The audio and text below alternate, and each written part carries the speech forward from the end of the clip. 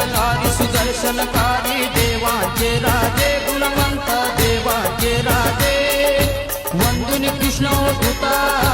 वंदुनी कृष्ण अवधूता शरण मी आदे भैसाले गुणवंता तुझे विराट रूप पाहू कसे डोई अनंता पाहू कसे डोई आदे भैस तू असता आदे भैस तू असता मदती सृष्टी कधी देई ओम सोहम शब्दाने तू सृष्टी रचली गुणवंता सृष्टी रचली सृष्टी रचन्या आधी रावटी सूर्यापाशी केली अंधार असता चहू गळे तू एकटाच तेव्हा गुणवंता एकटाच